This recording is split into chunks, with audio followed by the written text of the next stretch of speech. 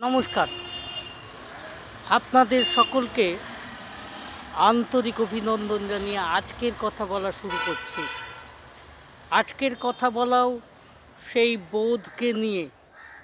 বোধ যা মনের ভেতর খেলা করে, বোধের মূলটাই হলো মানসিক ব্যাপার। তাই মনোগত যে বোধ, সেখানে আমরা কি দেখতে পাই? সেখানে যেটা দেখতে পাই, আজকের সমাজে বিশেষ করে এক ধরনের ঈর্ষা মনের ভেতর কাজ করে। অপরের ভালোটা, অপরের প্রচণ্ড জ্ঞান, প্রচণ্ড দক্ষতাকে আমাদের ঈর্ষা হয়।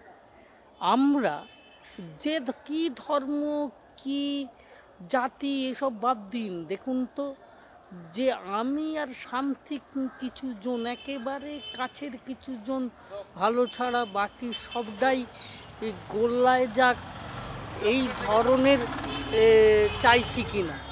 আমরা তো এই ধরনেরই চাইছি যে আমি ভালো থাকি এবং আমার আশপাশে দু চারজন, আমার একবারে পরিবারটা ভালো থাকুক, বাকি সবটা গোল্লায় যাক। আর এই মনোভাবের জন্য আমাদের নিজেদেরও মানসিক ব্যাপারটার বোধের কাছে অনেক বিকৃতি ঘটছে, মানসিক বিকৃতি ঘটছে।